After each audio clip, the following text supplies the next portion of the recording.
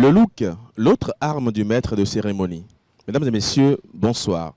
Telle est la thématique qui nous réunit ici encore aujourd'hui, dans ce magnifique décor de l'imprévu qui nous accueille à chaque fois pour notre rendez-vous mensuel de l'afterwork des maîtres de cérémonie. Il est un besoin vital, celui de se vêtir, mais au-delà du simple besoin et à certains niveaux de responsabilité, il se révèle comme un puissant outil de communication. Et parfois, cet outil qui nous ouvre des portes insoupçonnées, avant même que nous ne parlions, a également un effet négatif pendant qu'on s'en sert pas bien. Ce soir, nous sommes à notre rendez-vous mensuel tel que je l'ai dit, qui réunit les maîtres et pas que. Nous avons également d'autres professionnels et des passionnés de la maîtrise de cérémonie qui sont avec nous aujourd'hui pour parler de la thématique.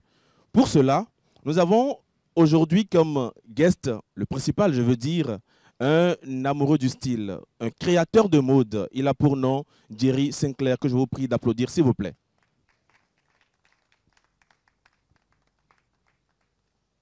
Avec lui, ce soir, nous allons avoir plutôt une scène de couple, un homme et une femme.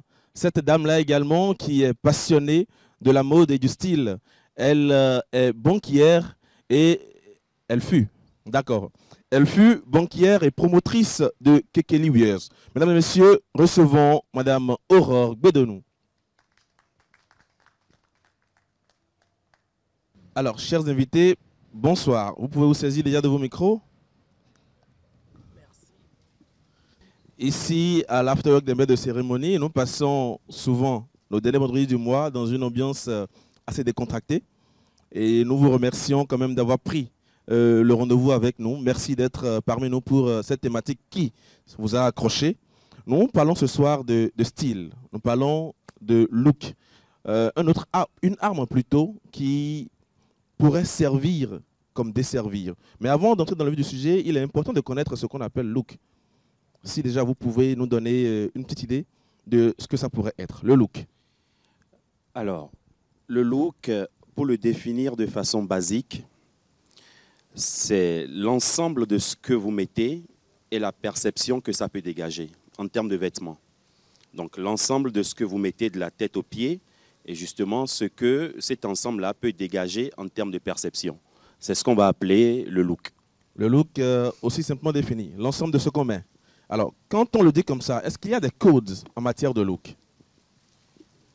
Il y a des codes en matière de look, mais il n'y a pas de formule magique. Ce n'est pas comme s'il y a un procédé, il y a une recette magique pour avoir du look. Le look, il varie en fonction de la personnalité de celui qui s'habille.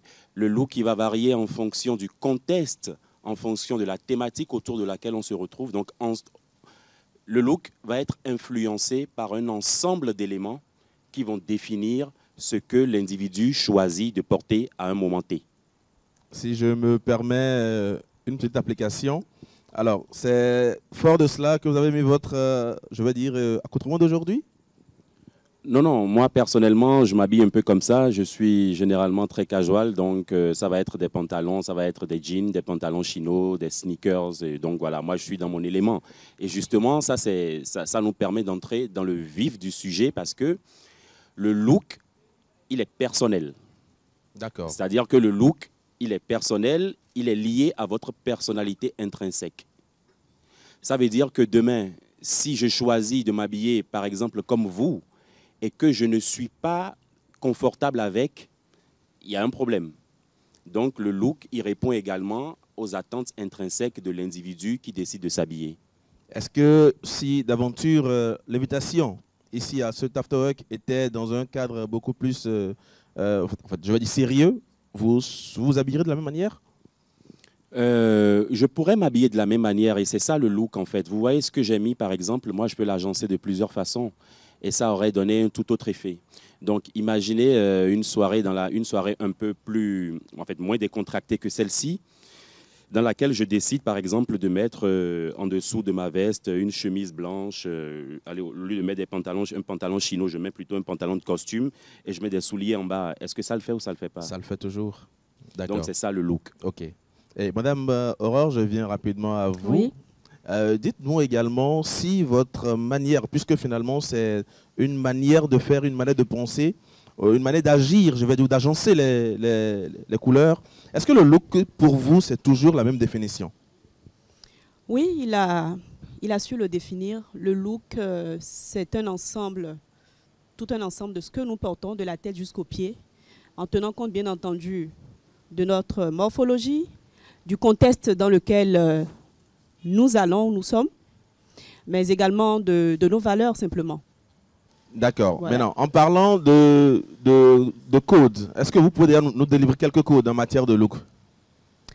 Alors, en termes de code pour les femmes, parce que je suis sur le segment féminin.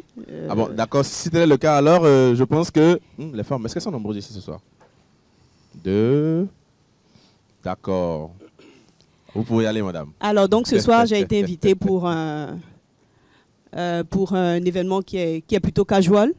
Et donc, l'environnement, c'est un environnement qui est casual. Donc, c'est pour ça que je suis dans un style plutôt décontracté. Okay. Dans un autre environnement un peu plus formel, ça aurait été autre chose. Si c'était pour un gala, dîner, voilà, ça aurait été carrément autre chose.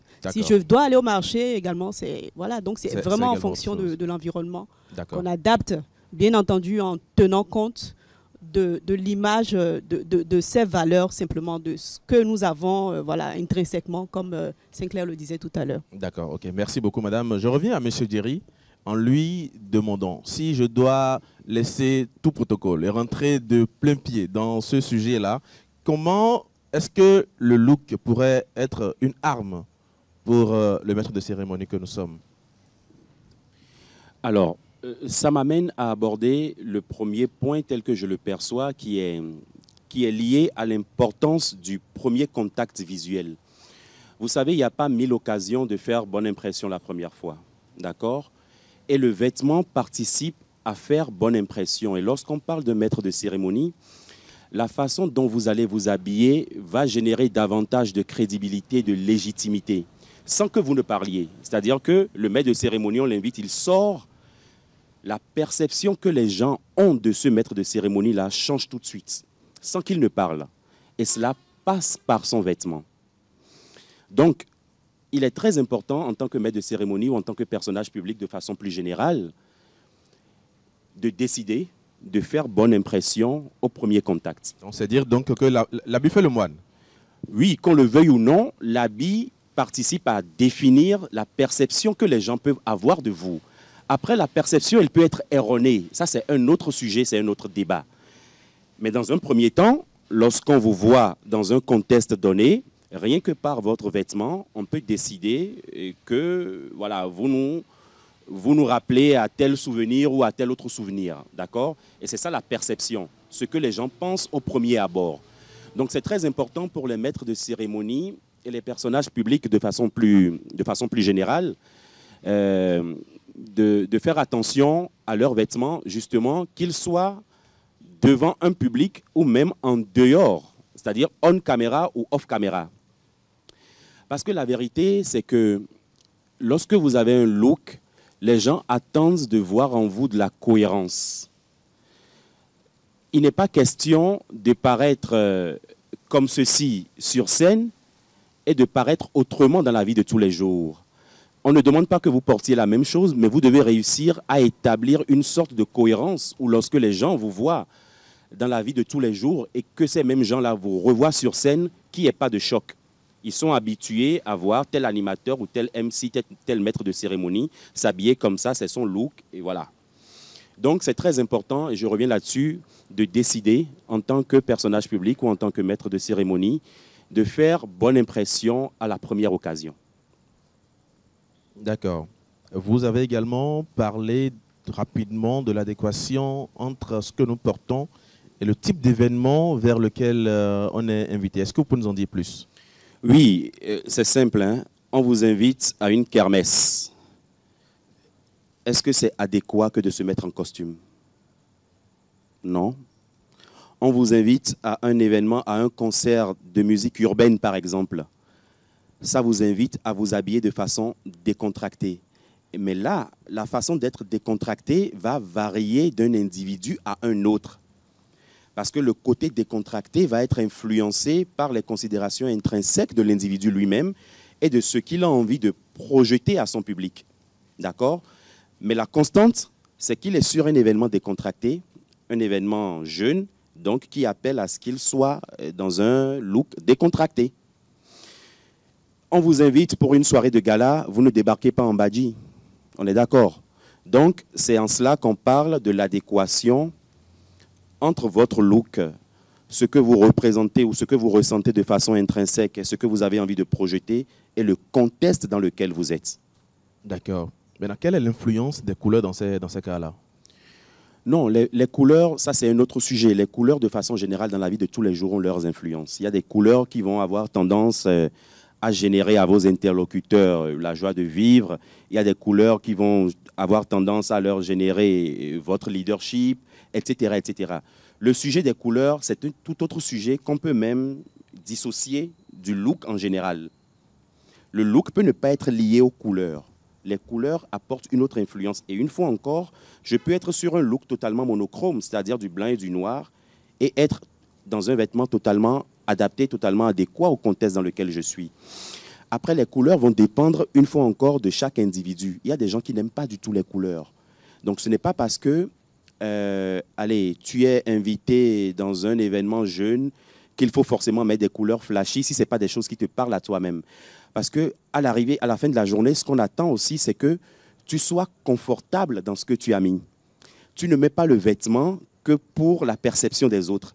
Tu le mets également pour ton confort personnel et pour ce que tu représentes pour toi-même.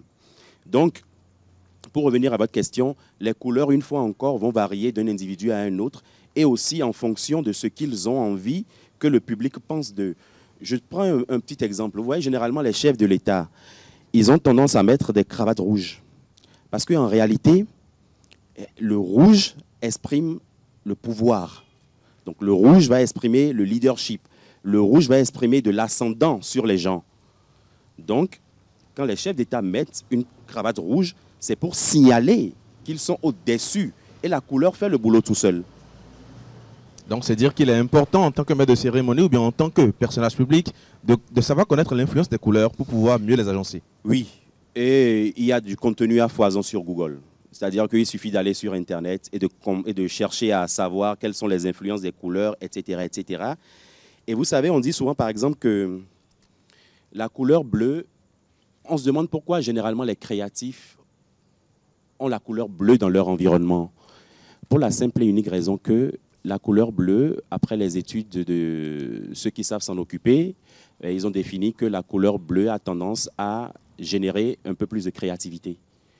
Contrairement à un bureau blanc qui va générer de la tristesse, qui va générer de la stagnation, etc., etc. Donc oui, il y a toute une documentation, toute une littérature sur les couleurs. Donc pour revenir au look, oui, en fonction des couleurs que vous aimez, en fonction du contexte, en fonction de ce que vous voulez générer comme perception, vous décidez des couleurs que vous associez. Et là, c'est encore un autre débat parce que l'association même des couleurs est un tout autre enjeu. Vous pouvez avoir le look parfait et mal associer les couleurs, ce qui va détonner tout de suite. Donc, il faut qu'en tant qu'individu, tout simplement, encore plus en tant que maître de cérémonie ou en tant que personnage public, qu'on continue à travailler, à comprendre ce que c'est que le look, à comprendre l'influence des couleurs, à comprendre comment est-ce que les associations de couleurs se font, comment est-ce que les associations de vêtements se font. Voilà, et je pense qu'il y a du contenu à foison sur Internet pour ça. Ok, oui. d'accord. Continuons dans cette même dynamique-là. Je pense que quand on parle de look également, il y a quelques accessoires qui vont avec. Je parle des montres éventuellement, je parle des lunettes et tout. Vous pouvez nous en dire un peu ? Oui, ça fait partie du look. Vous voyez, par exemple, en tant que maître de cérémonie, je peux décider d'avoir toujours une casquette. C'est un peu comme une identité. C'est comme une identité visuelle que je crée. De sorte que même quand les gens me voient de dos, rien que par ma casquette, ils sont capables de m'identifier. Donc, on recommande souvent des accessoires parce que les accessoires peuvent être des éléments de distinction, des éléments de différenciation. Donc, un animateur qui va avoir, par exemple, dans son look habituel et de tous les jours, une montre avec un gros cadran et qui va le mettre à répétition, cela va finir par l'aider à affiner son identité visuelle parce que les gens vont commencer à l'identifier à cet accessoire-là. Donc oui, il est recommandé pour affiner son look d'être porté vers des accessoires très typés, des accessoires signatures qui vont faire que, même dans le plus grand noir, qu'on réussisse à vous identifier. C'est comme si le boss, donc Lamabalo, choisit de ne mettre que des costumes Metego, par exemple. On dira que c'est le seul maître de cérémonie qui, pour l'heure, fait la valorisation de la culture un exemple parmi tant d'autres. Parmi mille autres. Il y a un sujet qui, moi, me vient un peu à l'esprit. Je parle du fait que les maîtres de cérémonie doivent être assez bien habillés. Mais non, ça a également un coût. Est-ce que on peut s'habiller moins cher? Est-ce qu'il y a des codes pour s'habiller moins cher? Ça ne concerne pas spécialement les maîtres de cérémonie, mais de façon générale, on peut décider de s'habiller moins cher. Mais bien quand même. Mais encore plus pour les maîtres de cérémonie, je vais vous expliquer pourquoi. Les maîtres de cérémonie sont censés être des personnages publics. Donc, a priori, c'est plus facile à un personnage public de décider, par exemple, de se mettre sous contrat avec un créateur de mode, avec un styliste ou avec un prêt-à-porter, ou même en Europe et partout dans le monde, les animateurs télé, les présentateurs, les maîtres de cérémonie et tout ça, ils vont prêter des vêtements. C'est-à-dire qu'il y a un mécanisme qui permet, et même moi je le fais en tant que créateur de mode, on prête des vêtements aux personnages publics. Parce qu'en retour, lui étant un personnage public et ayant derrière lui une communauté, va donner une certaine aura à votre marque. Donc, c'est un peu comme si on est dans une relation d'échange marchandises. Donc, quand on voit tout ça, c'est-à-dire qu'il y a le marché de la friperie, quand tu t'y connais, il n'y a pas de raison que dans un marché de friperie, tu ne te retrouves pas à sortir les meilleures pièces. Donc, je pense qu'il y a beaucoup de moyens de s'habiller pour pas cher, mais en restant vraiment élégant. D'accord. C'est également valable pour les dames aussi? Oui, c'est tout à fait valable. Il a énoncé tout à l'heure, il y a plusieurs marchés pour s'habiller bien. Mais moi, je voudrais quand même rajouter que ce n'est pas forcément la valeur qui est importante. C'est de pouvoir créer son look à soi, d'accord, et refléter une image voilà, qu'on a envie de se construire. D'accord. Les dames, par exemple, en termes d'accessoires, on peut décider de toujours porter un turban, un ruban sur la tête. Je vois Vivi, elle le fait très bien et je l'identifie justement dans ce style-là. On peut décider d'être sur des accessoires, le collier par exemple en perles. D'accord, on en fait un look et on reste focus sur ce style-là. Donc, ce n'est pas forcément une question d'argent. D'accord. Et okay. Il y a des possibilités également quand on est MC, voilà, comme il a dit, de pouvoir se prêter des vêtements, entre guillemets. Et voilà, merci. D'accord, ok, merci. J'ai, par le passé, connu un monsieur, par exemple, parce que son entourage se plaignait énormément de ce qu'il n'était pas assez présentable, le monsieur a commencé par aller acheter des habits chers pour pouvoir un peu les porter, pour faire bonne impression. Mais toujours est-il que là, ça n'allait pas. Monsieur Djeri, est-ce que vous pensez que la personne que nous incarnons a également de l'influence sur l'habit que nous portons? Oui, parce que nous avons des morphologies différentes, nous avons des postures innées qui sont différentes, nous allons chacun avoir une expression, une gestuelle totalement différente. Donc, voilà des éléments qui vont influencer le vêtement que vous portez. Et c'est en cela qu'on dit que pour choisir un look, il faut se connaître soi-même. Et il faut avoir fait l'exercice d'identifier les vêtements qui vous conviennent. Parce que ce n'est pas parce que cette chemise est si jolie sur Jean qu'elle serait tout autant jolie sur moi. Mais là, c'est un exercice personnel à faire. Il faut se connaître et savoir les vêtements qui sont adaptés à sa morphologie et à sa façon d'être de façon générale. Et c'est ce qui va justement faire même que un animateur peut décider qu'il ne présentera pas une soirée de gala. parce qu'il estime qu'il n'a pas tous les skills et qu'il n'a pas toute l'approche nécessaire pour bien présenter dans une soirée de gala, parce que l'environnement dans lequel, lui, il se sent confortable, c'est sur les soirées urbaines, par exemple, les concerts de musique avec des jeunes, etc., etc. Donc, le risque, parfois, pour les MC, je ne sais pas s'il faut dire à la recherche du gain, c'est d'accepter d'être sur des événements qui ne sont pas compatibles avec leur personnalité intrinsèque. Cela révèle encore la question de la spécialisation dont M. Donclamabalo parle un peu souvent. Vous avez envie de nous dire quelque chose? Oui, moi j'ai envie de raconter une anecdote. Okay. Moi j'ai un style qui est plutôt simple. J'aime être bien mise, mais je suis à l'affût des opportunités. Donc j'achète. Même quand je ne suis pas dans le besoin et que je trouve que c'est une opportunité, j'achète tout de suite parce que je sais que tôt ou tard, je vais pouvoir l'utiliser.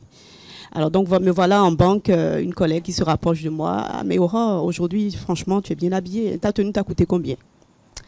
Mais je lui dis le prix. Elle dit, mais merde, tu as pris ça où? Parce qu'elle me répond, j'ai pratiquement la même tenue que toi. Ça m'a coûté 10 fois le prix que tu viens de me dire. J'ai dit, et pourtant, si elle porte sa tenue, que je porte la mienne, bon, il n'y a pas photo, quoi. Donc, c'est une affaire de vraiment refléter, avoir un style propre à soi, d'accord, et construire vraiment une identité positive de soi. D'accord. Et quand on ne s'y connaît pas, on peut se faire accompagner simplement. D'accord, c'est parfait. Alors, à présent, je pense qu'on est allé sur des éléments essentiels. Je voudrais permettre à ce que nos invités qui sont présents parmi nous ce soir puissent, ne serait-ce que nous reverser quelques questions afin d'évoluer dans notre soirée. On l'a dit, hein, c'est rien de totalement sérieux, rien de totalement correct. On s'amuse un peu à travers cette émission également. Donc, ne soyons pas tout le temps sérieux comme ce que je remarque là. Mes hommages déjà à Tonton Karl qui est derrière et à la Copaïque. Parce qu'il faut que les participants comprennent que nous, on n'est pas venus pour un cours magistral. Hein. C'est dans la conversation que les échanges vont s'enrichir. C'est également ça. Ouais. S'il n'y a pas de volontaire, moi j'en crie. Hein, avec votre permission. Madame, s'il vous plaît, votre micro. Je commence par... Ah, d'accord, oui. La question de la spécialisation est venue, du coup... Bonsoir, chers panélistes. Bonsoir également à tous les participants. Alors, merci beaucoup pour l'exposé de part et d'autre. Ce qui a retenu mon attention, c'est que je vous ai tous entendu parler à un moment et à un autre du prêt de vêtements. Vous dites qu'on peut prêter des vêtements. Et vous, notamment Jerry, dit être disponible à le faire ou le fait souvent. Mais le contexte béninois est particulier. Le contexte béninois est particulier parce que on connaît beaucoup de créateurs de mode qui refusent de vous prêter des vêtements. Moi, j'en ai rencontré dans ma petite carrière qui ont refusé carrément de prêter des vêtements et qui ont exigé que je paye le vêtement que je veux porter. Alors que j'ai expliqué de long en large que c'est pour la pub, c'est pour un événement d'une certaine importance et que ça pourrait servir. Mais je n'ai pas réussi à convaincre le créateur en question. Finalement, j'ai dû porter quelque chose que j'avais déjà.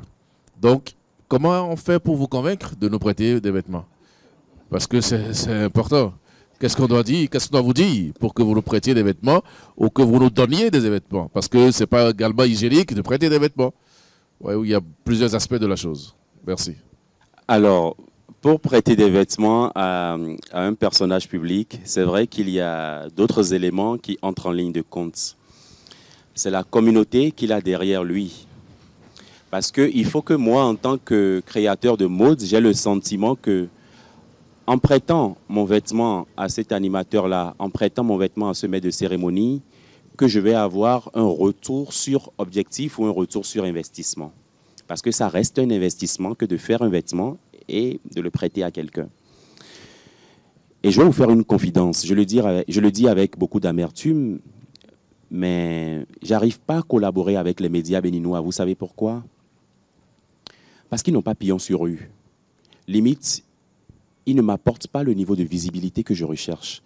Donc j'ai tendance à plus faire des partenariats avec Live TV, des chaînes étrangères et tout ça parce que par derrière, il y a de l'activité, il y a toute une communauté qui est mobilisée et les résultats sont immédiats. Quand un animateur de Live TV met un de mes vêtements, je sais combien j'en vends derrière.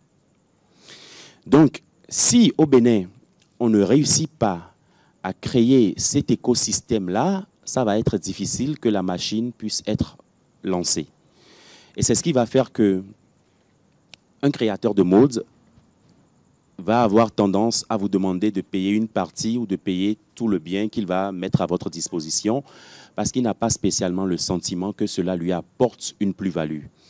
Donc, il est du ressort aussi des maîtres de cérémonie et des personnages publics de façon plus générale de travailler à construire une communauté. Aujourd'hui, on a l'avantage d'avoir les réseaux sociaux qui vous permettent d'avoir un prolongement de votre vie physique. Il faut construire des communautés, il faut animer les communautés parce que ce sont vos communautés que vous allez monétiser, que ce soit avec des créateurs de mode ou avec d'autres personnes qui sont dans d'autres activités qui vont contribuer à ce que vous vous excelliez dans la vôtre.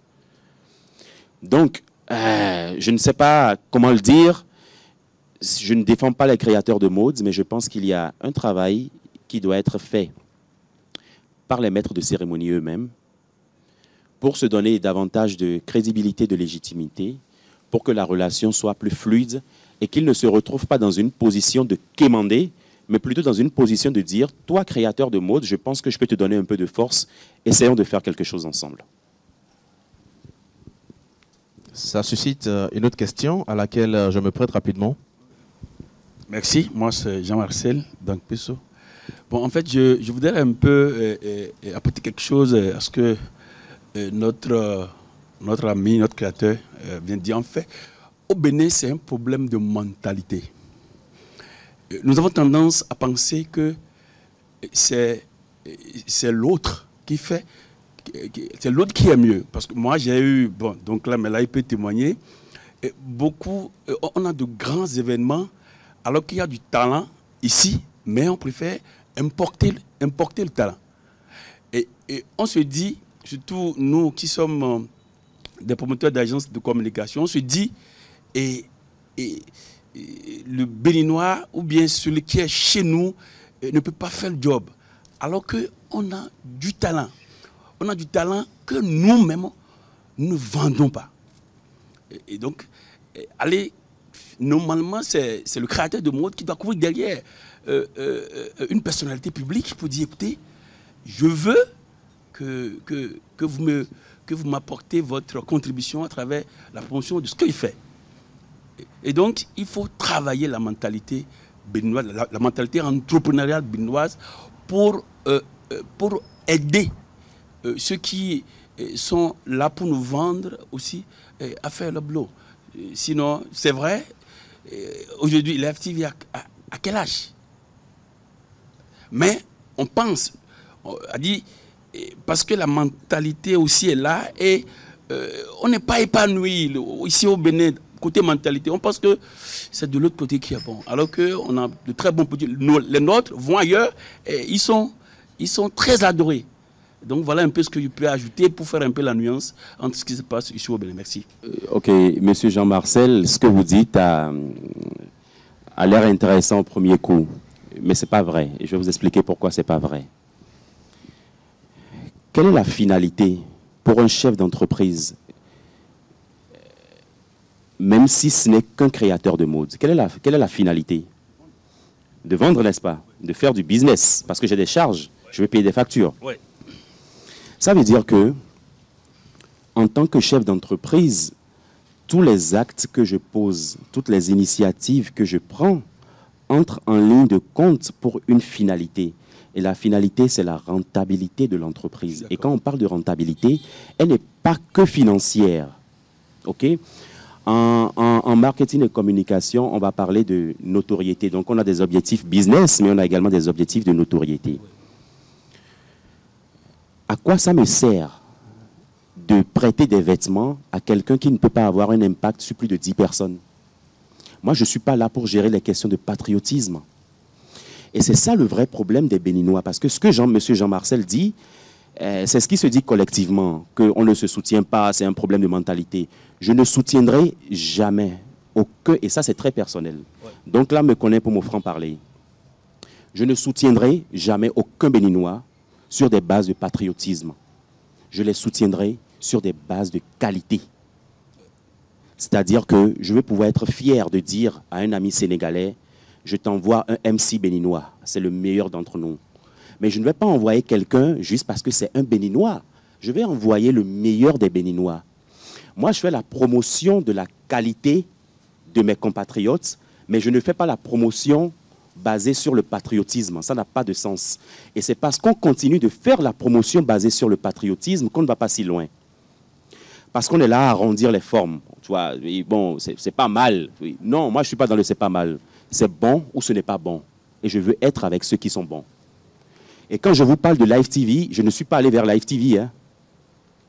C'est Live TV qui, parce qu'ils ont des, comment je vais dire ça, ils ont des spécialistes au niveau de la chaîne de télévision qui sont censés aller faire le tour du monde pour chercher les meilleurs looks pour leur programme télé. Et c'est eux qui ont identifié un Béninois et qui disent, vous, on a envie de travailler avec vous. Entendons-nous sur les modalités. Mais on ne va pas en vouloir au MC béninois parce que l'écosystème n'existe plus.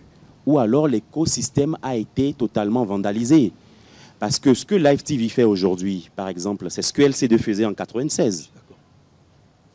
On l'a fait avant Live TV, à un moment où les gens n'étaient pas encore prêts, à un moment où il n'y avait pas le digital. Souvenez-vous des programmes que LC2 proposait à l'époque. Mais aujourd'hui, où est-ce qu'on en est? Que ce soit en termes de présentateurs, on a des problèmes. Que ce soit en termes de gestion des médias eux-mêmes, on a des problèmes. Mais s'il n'y a pas un écosystème qui existe, pourquoi voulez-vous qu'on perde de l'énergie là-dessus? En tout cas, moi, personnellement, je n'ai pas de l'énergie à perdre là-dessus. J'ai des amis. Quand quelqu'un comme Don Clam m'appelle, par exemple, et me dit « j'ai un événement, tu dois m'habiller », c'est avec plaisir que je le fais.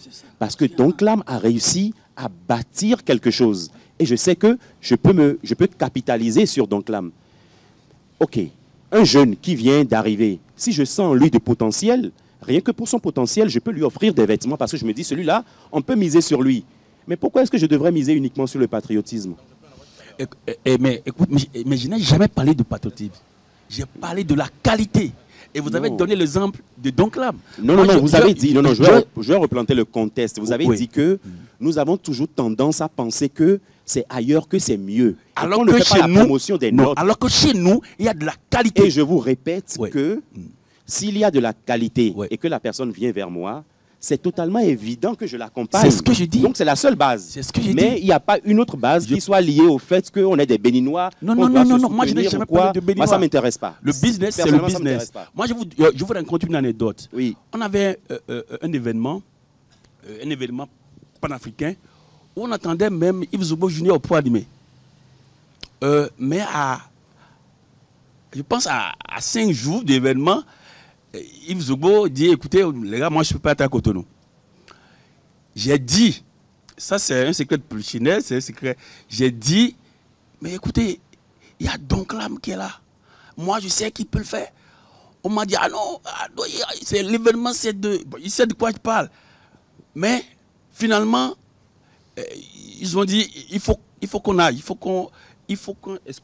qu'on l'essaie. C'est ce qui a été dit. Ce que j'ai dit maintenant, c'est il y a longtemps. Mais le jour-là, j'étais fier, j'étais content. J'ai dit, on a payé moins, mais on a eu plus. Et donc, c'est tout ce que moi je dis. Il y a de la qualité. Et quand il y a de la qualité, le business, ça va de pair. Donc, c'est de ça. Je n'ai jamais parlé de patriotisme. Donc, voilà un peu ce que je voulais dire. La qualité est marginale. Merci beaucoup. La qualité est marginale.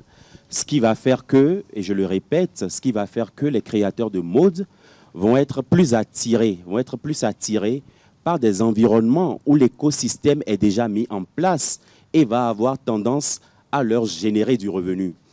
S'il y a un écosystème qui est en place au Bénin ici et qu'on ne porte pas cet écosystème-là, ça c'est un autre problème. Mais l'écosystème n'existe pas. Est-ce que vous êtes capable aujourd'hui, pendant qu'on est là, de me citer, allez, on va dire combien? 10 c'est trop. On va citer 5 grands animateurs béninois. de la trempe de Yves Zobo Junior, ils sont où? Et ce n'est pas la faute aux créateurs de mode. Hein. Parce que les créateurs de mode, ils attendent 1000 Yves Zobo Junior. Parce que si eux, ils ont 1000 Yves Zobo Junior, ils font parler leur marque 1000 fois. Donc, c'est pour dire qu'il y a un travail qui va constituer un préalable à tout ce que nous avons envie de faire. Et ce travail-là ne sera pas que la responsabilité des MC, des présentateurs télé et autres, mais ça va être également la responsabilité, sinon surtout même la responsabilité du système qui nous conduit, du système qui nous dirige. Parce que si on n'assainit pas l'environnement des médias pour faire en sorte que de grands médias puissent héberger, que de grands médias puissent prospérer et qu'on ait de vrais champions en termes de médias, on n'aura jamais de grands animateurs. On va toujours voir les Connie Touré à la télé, on va se dire que voilà, qu'ils sont au sommet de leur art et que probablement on n'y arrivera jamais, mais c'est juste parce que la plateforme n'est pas créée, l'écosystème n'est pas créé. Et pour que l'écosystème soit créé, il y a la contribution du pouvoir public, mais il y a également la contribution des acteurs eux-mêmes, que les gens continuent à se former. Parce que si tu ne prospères pas au Bénin, tu peux prospérer ailleurs. Mais pour que tu prospères ailleurs, c'est ce que tu as en toi. Ton talent, parce que le talent seul ne suffit plus. Ton talent, comment est-ce que tu as réussi à le polisser? Comment est-ce que tu as réussi à l'optimiser? Comment est-ce que dans cet environnement-là, tu as réussi à construire de la légitimité pour qu'aujourd'hui, des gens soient en mesure de venir vers toi pour dire « Ah, on a envie de faire un partenariat avec toi. On a envie, on a envie que tu nous aides à porter notre marque. » Merci beaucoup, M. Dierry. Je pense que nous allons travailler à y arriver. Il y a beaucoup de maîtres de cérémonie, de présentateurs qui arrivent, d'accord, qui suivent les pas du père Donklam Abalo et qui certainement feront... Mais c'est peut-être aussi la responsabilité des gens comme Donklam Abalo, parce que Donklam, alors pour la petite anecdote, Donklam a été moi mon patron en 2003-2004. Donc ça fait il y a 20 ans, Donklam a été mon patron. Mais Donklam était dans le milieu, si je ne m'abuse, 10 ans avant que je ne vienne, non? Donklam, 7 ans? 7 ans à peu près avant que je n'arrive. Comment, au bout de 27 ans, Donklam n'a pas été en mesure de nous produire des animateurs de sa trempe? La question, je me la pose.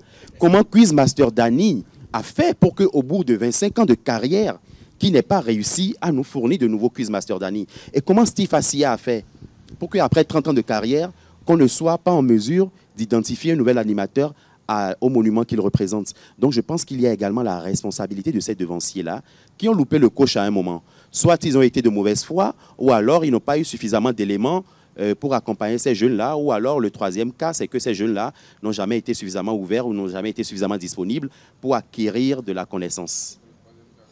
C'est le troisième. Le cas le plus facile. Alors, réponse tout de suite. Mais c'est le troisième cas. Mais la preuve, nous sommes en train de faire l'afterwork des MC. Mais combien sont-ils à être présents? Ben oui, combien sont-ils? Donc, et puis n'oubliez pas, vous avez parlé de business. C'est aussi le business. Ben, vous voulez que nous formions des concurrents. OK. On va former des gens qui viennent nous concurrencer. Alors que en réalité, nous sommes dans un métier, comme je le dis souvent, je l'ai dit tout à l'heure, où il n'y a pas de retraite. On a des présentateurs qui ont plus de 70 ans, 80 ans, mais qui sont sur la scène. Donc du coup, ce n'est pas notre responsabilité. Je décline totalement la responsabilité de Steve Fassia, de Danny et de moi-même. Nous, on a toujours eu envie de passer le relais. La preuve, à un moment donné, moi j'avais totalement disparu des radars pendant 5-6 ans. Et je continue à ne pas comprendre pourquoi. Après, je reviens et j'arrive à travailler comme je le fais. Donc, nous sommes dans un domaine où il faut d'abord vouloir soi-même et après, il faut aller au charbon. Donc, je pense qu'il était important que je décline totalement notre responsabilité dans ça. C'est important. Absolument, je parle à leur nom. Clairement. L'autre chose, c'est quoi? Vous parlez des créateurs de mode. Mais si vous n'encouragez pas les jeunes qui viennent de commencer, et vous attendez qu'ils aient de la notoriété avant de les accompagner, c'est que vous faites fausse route aussi. Parce que vous devez, c'est votre obligation. Écoutez, moi je vous donne des exemples. J'ai rencontré des créateurs de mode. Je devais présenter une soirée au cours de laquelle il devait avoir le chef de l'État, par exemple. Et le chef de l'État avait demandé que tout le monde soit relax et tout ça. Mais comme moi, j'aime le pain tissé. j'ai appelé un créateur de mode. Je lui ai dit, écoute, j'anime une soirée pour le président de la République. Il est avec des invités. Il y a 200 personnes à peu près. Il y a les membres du gouvernement, les présidents d'institutions, les membres du corps diplomatique. Je veux que tu me fasses un truc béninois. OK. Mais il m'a dit, ça coûte 180 000. Qu'il faut que je paye. Et que ce que lui peut me faire comme cadeau, c'est le collier que je vais mettre sur... Le collier, j'ai plein de colliers. Je lui ai dit, ah bon, je dois payer 180 000. Il me dit oui. Je l'ai laissé, je suis allé chercher dans ma garde-robe ce que j'avais déjà. Et c'est ça que j'ai porté, j'ai fait mon travail, tranquillement. Mais je ne suis plus jamais reparti vers lui et je n'irai plus jamais vers lui. Il y a un autre créateur de mode. Au début, quand je suis allé vers lui, il m'a négligé. Il m'a négligé, il a même pris mes mesures. Il ne m'a jamais cousu une tenue. Après, j'ai travaillé et j'ai constaté qu'il m'appelait régulièrement. Ok, viens. Je me suis dit, maintenant que j'ai travaillé un peu, tu veux m'appeler, je ne viens pas. Et jusqu'à présent, je ne suis pas allé. Donc, c'est votre responsabilité aussi. Vous devez nous accompagner à grandir. Le look, vous l'avez dit, le thème est clair. Le look, l'autre arme du maître de cérémonie. N'attendez pas que le maître de cérémonie ait une notoriété avant de l'accompagner. Parce que demain, nous allons monnayer également notre autorité. Si nous avons une autorité, vous nous appelez, on peut vous dire, ben, je porte ta tenue si tu me payes. Si tu ne me payes pas, je ne porte pas. Donc, dans ce rapport-là, on ne va pas, grandir. Donc, mais donc là, j'ai dit tout à l'heure que si j'identifie par exemple un jeune qui a du potentiel, ce sera avec plaisir que je vais l'accompagner. D'accord? Mais il ne faut pas penser en même temps que c'est systématique, que l'accompagnement d'un créateur de mode devrait être systématique. Et je vais vous expliquer pourquoi. Moi, il est arrivé que des personnages publics m'aient sollicité à un moment où ce n'était pas pertinent pour moi de leur céder un vêtement. Parce que tout répond finalement également à une question de timing. Quand on donne des vêtements comme ça, c'est un enjeu publicitaire, c'est un enjeu de communication. Donc, imaginez par exemple que vous venez me voir, je dis n'importe quoi, en août, où j'ai déjà bouclé, allez, 80% de mon budget de communication. Ça veut dire que je n'ai plus de marge vraiment pour céder des vêtements, pour espérer du retour, échange de marchandises et tout ça. À ce moment-là, vous tombez mal. Je vais vous dire que je ne pourrais pas le faire, mais je ne pourrais pas le faire pas parce que vous ne valez pas un vêtement de chez moi, mais parce qu'à ce moment-là, ce n'est pas pertinent pour moi. Parce qu'il faut que la satisfaction soit mutuelle. En vous donnant le vêtement, je sais que je suis en train de résoudre un problème ou que je suis en train de m'apporter une plus-value et que par derrière, vous également, vous apportez de la force à une marque à travers votre notoriété. Mais le moment peut ne pas être adapté pour moi. Est-ce qu'on est d'accord? Donc, si le moment n'est pas adapté pour moi, je vous dirai, bon, malheureusement, sur ce coup, je ne pourrai pas, ou je vous dirai que je suis très occupé, etc. Parce que ça aussi, ça vient, ça arrive. Même quand on fait du prêt-à-porter, on n'a pas toujours toutes les morphologies. Hein. Donc là, on peut avoir besoin d'un vêtement que je n'ai pas tout de suite en rayon. Donc, la réponse va être non, parce qu'on n'a pas la marge pour lui faire le vêtement dans ce délai-là, ou alors on n'a pas suffisamment de moyens pour le faire, ou on a épuisé tout le budget qui est lié à ce genre d'initiative-là. Donc, il y a beaucoup d'autres éléments qui peuvent entrer en ligne de compte. Ceci dit, moi, je voudrais exhorter les personnages publics à construire une communauté. Parce qu'une fois que vous avez construit une communauté, il n'y a plus de raison que les marques vous résistent longtemps. Parce que ce que nous recherchons, c'est de l'influence. Ce que nous recherchons, c'est de la notoriété. Et si vous nous démontrez qu'à travers votre talent et à travers votre communauté, que vous pouvez nous générer davantage de notoriété, je pense que c'est quelque chose qui se fera de plus en plus. Et si l'écosystème des médias s'établit, se stabilise et s'équilibre bien, et que des médias commencent par prospérer, vous verrez que de façon naturelle, mais ça va entraîner la locomotive. Parce que quand on a un média fort, il y a beaucoup d'autres activités qui vont graviter autour de ce média-là. Et ça se fait naturellement, sans que jamais l'animateur ou le MC ne se retrouve dans une position de salam alek. Parce que ce n'est même pas le but, c'est même pas élégant que le présentateur se retrouve à presque quémander un vêtement. La relation doit être fluide, elle doit être naturelle. Et pour que la relation soit fluide et naturelle, elle doit être adossée à quelque chose de très pertinent et de tangible.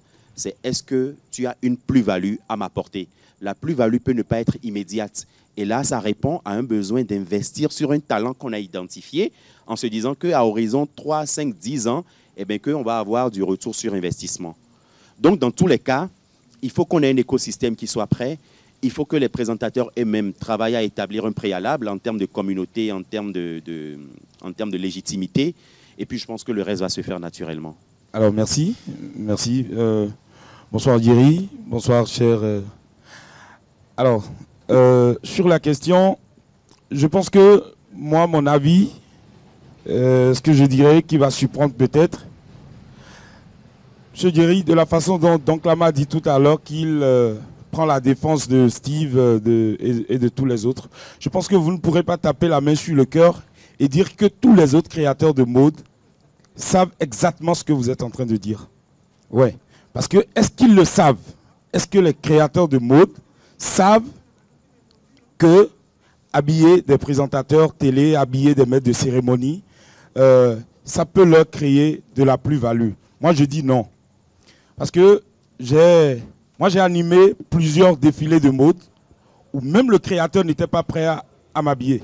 Parce que il dit, soit tu amènes le tissu, parce que je t'ai payé, donc débrouille-toi. Je dis, mais tu fais erreur. Il y a un à qui, finalement, on ne s'est pas entendu. Moi, je lui ai dit, garde ton argent. Parce que je dis, le mannequin par excellence, c'est le maître de cérémonie. Donc, la première condition pour que j'anime ton défilé, c'est que tu me demandes la tenue que j'ai envie de porter ou tu me proposes une tenue qui va dans le thème de ton activité et tu m'habilles. Je pense que c'est beaucoup plus un partenariat gagnant-gagnant que le créateur de mode est d'abord la garantie qu'en habillant X ou Y, il va faire directement du profit. Je pense que c'est un peu comme les producteurs de musique. Et c'est là où ce que vous avez dit est intéressant. Il faut que je vois qu'il y a un minimum de talent. Là, j'investis en espérant que ça porte. Mais je pense que c'est tellement important, je ne sais pas si c'est de la responsabilité des maîtres de cérémonie ou des personnalités publiques ou de la responsabilité des créateurs de mode plus éclairés comme vous.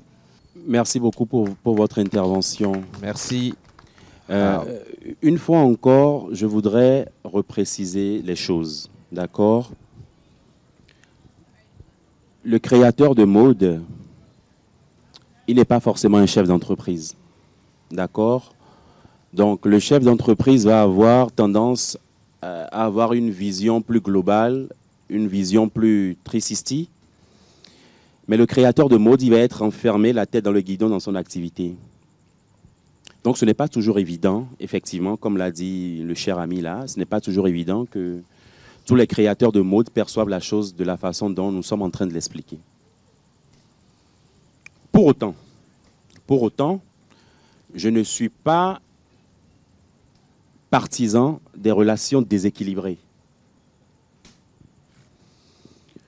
On peut ne pas être sur un grand média et développer son aura. Et développer son aura aujourd'hui est encore plus facile avec les réseaux sociaux. Et je vais vous donner un petit exemple et vous comprendrez où est-ce que je m'en vais chuter. J'habille donc l'âme sur un gala organisé au domicile du chef de l'État. D'accord? À quel moment est-ce que quelqu'un vient lui demander qui t'a fait ton vêtement? Vous pensez que c'est dans le gala qu'il va dire aux invités du chef de l'État, je suis habillé par Jerry Sinclair? Non, ce n'est pas évident. Inadéquat. Mais après, les recommandations peuvent suivre. Inadéquat. Ça veut dire que dans le contexte, le message que j'aurais souhaité qu'il porte, le message, il ne peut pas le porter. Ce n'est pas de sa faute. Ce que j'attends de lui, en revanche, c'est qu'il puisse faire un prolongement de ce moment-là.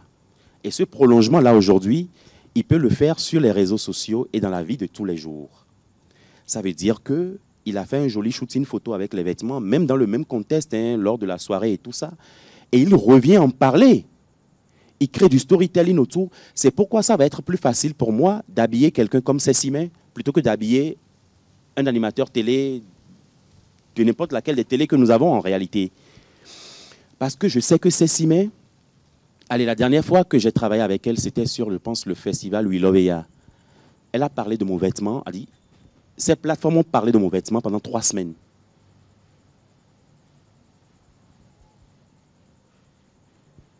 Donc, il ne faut pas qu'on continue à nous apitoyer sur nos sorts. Aujourd'hui, on a suffisamment d'éléments, on a suffisamment d'outils qui peuvent nous permettre de contourner l'existant, de contourner les contraintes et les contingences que nous vivons aujourd'hui.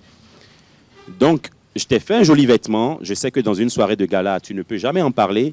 Mais si tu ne me donnes pas la garantie qu'après cette soirée de gala-là, que tu pourras en parler pour que les gens sachent que cette jolie tenue qui a plu même au chef de l'État, eh bien, que c'est Jerry Sinclair qui l'a faite, ça n'a aucune espèce d'intérêt pour moi.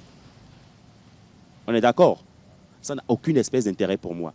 Donc, même si on n'a pas de grands médias, les personnages publics, les maîtres de cérémonie encore plus, peuvent aujourd'hui constituer à eux tout seuls des médias.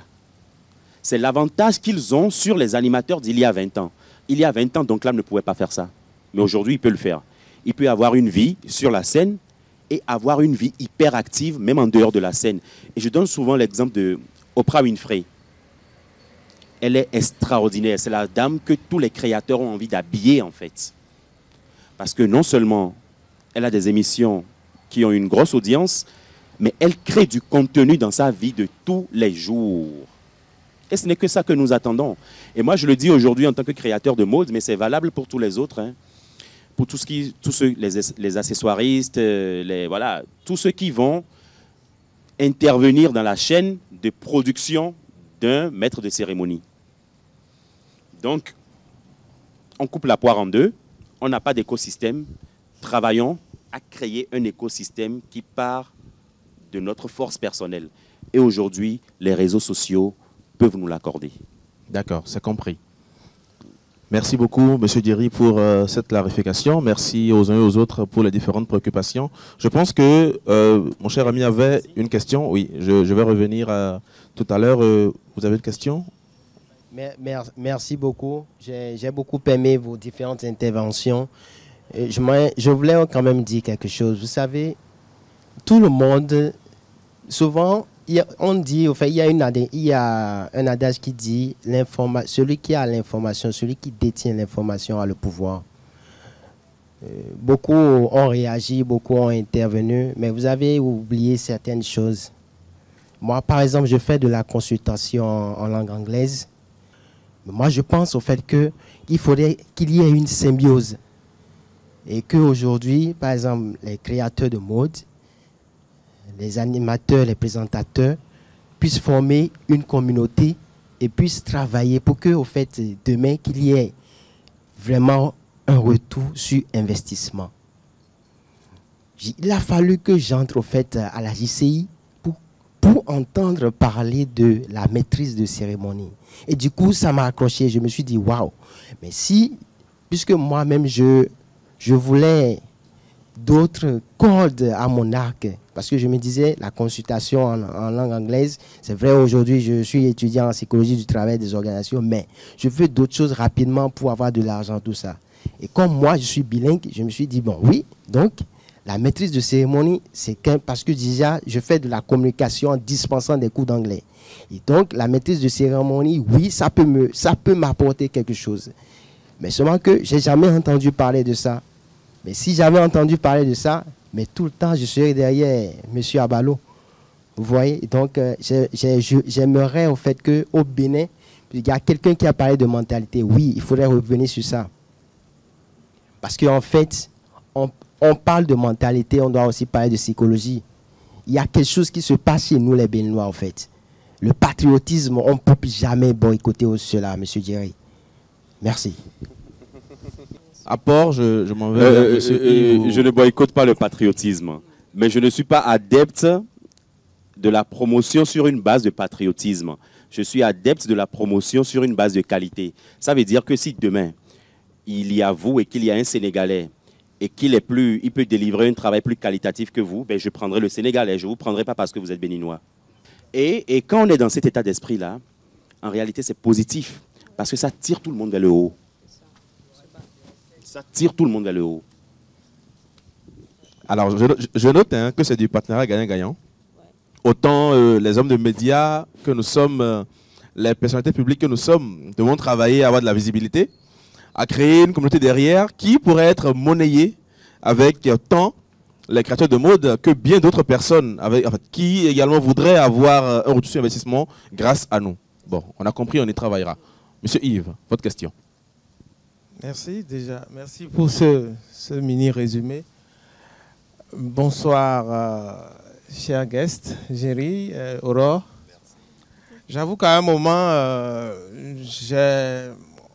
on a mis de côté le thème. Géry a jeté beaucoup de gros pavés dans la mare. Parce que j'ai vu une comparaison tout de suite Côte d'Ivoire, Bénin sur un certain plan qui ne peut pas tenir. On ne peut pas comparer. En tout cas, ce n'est pas le même écosystème, vous l'avez si bien dit. Donc on ne peut pas, on ne doit pas comparer au fait. Voilà. Donc Yves Zogbo Junior, au Bénin, on a de bons animateurs. On a de bons animateurs. Il y en a. Tout à l'heure, vous avez demandé de citer 5. Bon, c'était un peu gênant, c'est vrai. Mais la comparaison, on va la laisser de côté parce que c'est beaucoup d'autres sujets. La question de la relève, la question de construire, de construction de communautés, c'est de vrais sujets, en fait, effectivement, qui doivent être creusés par les maîtres de cérémonie. Ça, c'est clair. Bon, donc là, évidemment, on ne pouvait pas se laisser mettre la corde au cou aussi facilement. Mais je voudrais qu'on revienne au sujet. Le look, l'autre arme du MC ou des MC. C'est important que nous allions au fond des choses. Aujourd'hui, il y a beaucoup de choses. Il y a la mode. Avant, on portait des pantalons gros, au gros bas. Aujourd'hui, on porte des pantalons sautés, des pantalons serrés pour certains. On se demande s'ils respirent. Il y a beaucoup de sujets, de petits sujets comme ça que j'aimerais qu'on aborde. J'aimerais qu'on définisse un certain nombre. Tout à l'heure, vous avez dit c'est un événement casual. On a des téléspectateurs qui nous suivent. J'aimerais qu'on aille dans le petit détail. Événement casual, corporate. Qu'est-ce qui va avec? Quel vêtement va avec? Est-ce que je peux porter tel type de vêtements à tel type d'événement? J'aimerais qu'on aille vraiment au fond. Vous voyez? Et avant tout ça, j'aimerais que vous nous définissiez ce que c'est que le style à côté du look. Parce que je ne sais pas, ça peut prêter à confusion, mais je sais que c'est un ensemble qui est composé de plusieurs éléments. Donc, j'aimerais vraiment qu'on aille au fond des choses. À un gala, est-ce que je peux mettre un col roulé en pleine chaleur? Il y a beaucoup de choses. Si vous pouvez aller vraiment dans ce petit détail pour nous, ça va nous intéresser. On voit parfois des MC qui s'habillent. Il y en a qui sont très bien habillés. Il y en a qui ne sont pas forcément bien habillés. On veut savoir. Il y en a qui portent des choses qui laissent à désirer. Franchement, on ne peut pas aller dans un... On ne peut pas finir cette émission, je veux dire cette émission, cet after work, sans vraiment donner des codes. Voilà. Aussi bien pour les hommes que pour les femmes. Merci. C'est vrai que je le réservais pour l'autre partie, mais bon, il est rentré plein dedans. Et on va saisir l'occasion pour l'aborder, mais non seulement l'ovationner, s'il vous plaît, mesdames, messieurs.